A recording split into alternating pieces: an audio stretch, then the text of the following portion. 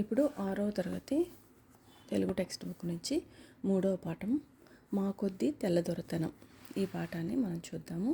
First వచ్చేది వినండి, ఆలోచించి మాట్లాడండి. ఇక్కడ వచ్చేసి ఈ పాఠం యొక్క ముఖ్య ఉద్దేశం వచ్చేసి ఆంగ్లేయుల పాలనలో భారతీయులు ఎన్నో కష్టాలను అనుభవించారు, స్వేచ్ఛను స్వాతంత్రాన్ని కోల్పోయారు.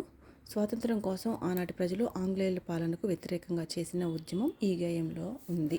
ఇది వచ్చేసి మా కొద్ది తెల్లదొరతనం. ఈ పాఠం వచ్చేసి గేయం అనమాట. ఓకేనా. ఇది వచ్చేసి మనకి గరిమెళ్ళ సత్యనారాయణ అయితే రాశారు. ఆయన గురించి అయితే ఇప్పుడు మనం కొన్ని తెలుసుకుందాం. శ్రీకాకుళం జిల్లా నరసన్నపేట తాలూకా గోనెపాడులో జన్మించారు. ఈయన గరిమెళ్ళ సత్యనారాయణ గోనెపాడులో జన్మించారన్నమాట, నరసన్నపేట తాలూకాలో. స్వాతంత్ర సమరయోధులు, కవి, రచయిత. స్వాతంత్ర సమరయోధులు అండ్ కవి కూడా, రచయిత కూడా ఈయనే.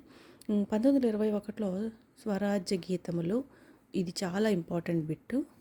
స్వరాజ్య గీతములు ఏ సంవత్సరంలో ఎవరు రాశారు అంటే గరిమెళ్ళ సత్యనారాయణ 1921లో గీతము రాశాడనమాట. స్వరాజ్య గీతాలు రాశాడు. 1923లో హరిజనుల పాటలు రాశారు. 1926లో ఖండకావ్యాలు, భక్తి గీతాలు, బాలగీతాలు రాశారు. దంతాలు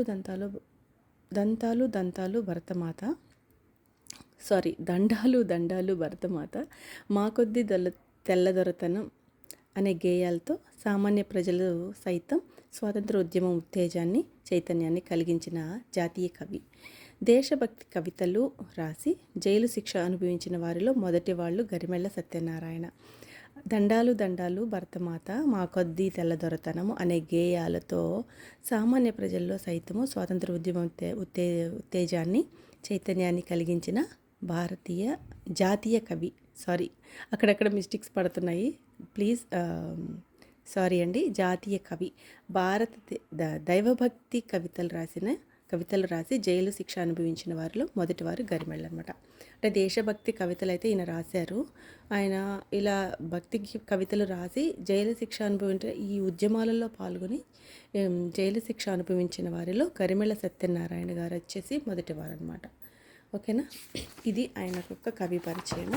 నెక్స్ట్ వచ్చేసి మనం పాఠంలోకి వెళ్దాం. మా కొద్ది తెల్లదొరతనం. ఓకేనా. మా కొద్ది తెల్లదొరతనం. దేవా, మా కొద్ది తెల్లదొరతనము, మా ప్రాణాలపై పొంచి మానాలను హరించే మా కొద్ది తెల్లదొరతనం. ఇది గేయ రూపంలో పాడాలి, కానీ నాకైతే అంత టాలెంట్ లేదు. సో అందుకని నేను చదువుతున్నా. 12 దేశాలు పండుచున్నా కానీ పట్టెడన్నమే లోపమండి, ఉప్పు ముట్టుకుంటే దోషమండి, నోట మట్టి కొట్టి పోతాడండి. అయ్యో కుక్కలతో పోరాడి కూడు తినమంటాడు మా కొద్ది తెల్లదొరతనం. ధనం కోసము వాడు దారి చేసుకొని కళ్ళు సారాయి అమ్ముతాడు, మాదు మూటా ముల్లలు దోచినాడు, ఆలిమెళ్ళు పుస్తలు తెంచుతాడు, మాదు కళ్ళల్లో దుమ్మేసి కాటికి దరి చేశాడు మా కొద్ది తెల్లదొరతనం. గాంధీ టోపీ పెట్టి పాఠశాలకు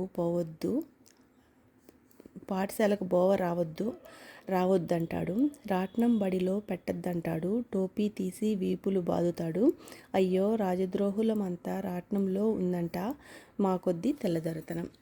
144 అంటే 144 సెక్షను నోటికి తగిలించి మాటలాడవద్దంటాడు, మమ్ము పాట పాడవద్దంటాడు, తనను దాటి వెళ్ళొద్దంటాడు, అయ్యో చేటు తెచ్చుకో వమ్ము చెడిపోవమంటాడు మా కొద్ది తెల్లదొరతనం.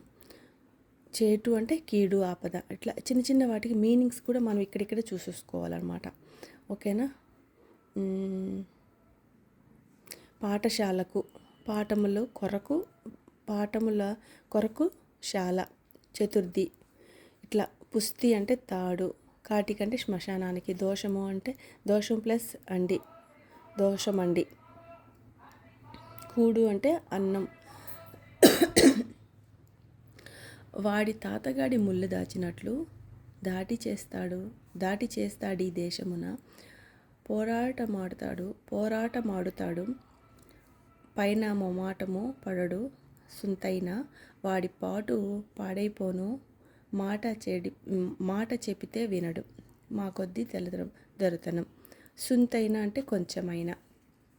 సో వీటిలో ఇట్లా ఉన్నాయన్నమాట. పట్టెడు ప్లస్ అన్నం, పట్టెడన్నం. ఇక్కడ ఉంది కదా, పట్టెడు ప్లస్ అన్నం, పట్టెడన్నం, ఉత్వసంధి. ఓకేనా. పట్టెడన్నంకి పట్టెడైన అన్నం, విశేషణ పూర్వపద కర్మధారయ సమాసము. ఇట్లా చిన్న చిన్నవి మనం ఇక్కడే చూసుకోవాలన్నమాట. వీటిల్లో నుంచే మనకి బిట్స్ అనేవి వస్తాయి. ఓ దేవా, భారతీయులమైన మాన ప్రాణాలు తీయటానికి అదును కోసం చూసే తెల్లవారి ఆంగ్లేయుల పరిపాలన మాకు వద్దే వద్దు. పలు దేశాలలో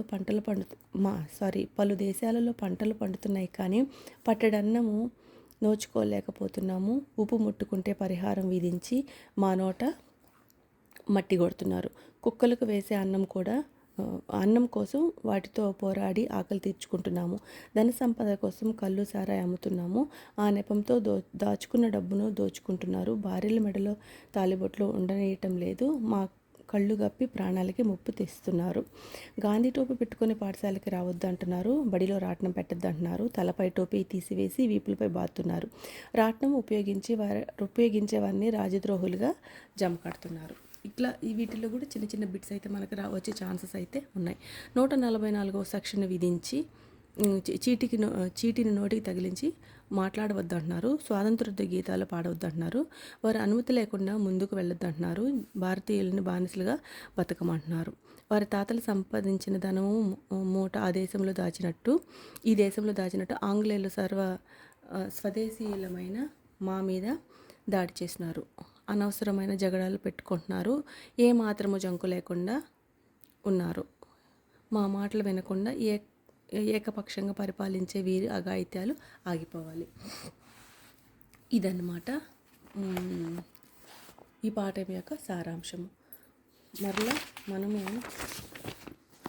దీంట్లో కొంచెం గ్రామర్ పార్ట్ ఉంది, అది కొంచెం చూసుకోవాలి.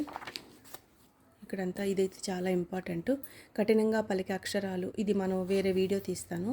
ఈ పార్ట్ అంతా కూడా వేరే వీడియో అప్లోడ్ చేస్తాను, ఈ పేజీ మొత్తం. ఓకేనా. నెక్స్ట్ వచ్చేసి సమయపాలన పాఠంలోనికి వెళ్దాము. ఇక్కడ వరకు అయితే ఈ పేజీలో భాగం అంతా కూడా నేను వేరే వీడియో అప్లోడ్ చేస్తాను. ఇది గ్రామర్ పార్ట్ కాబట్టి. ఓకేనా. Thank you for watching.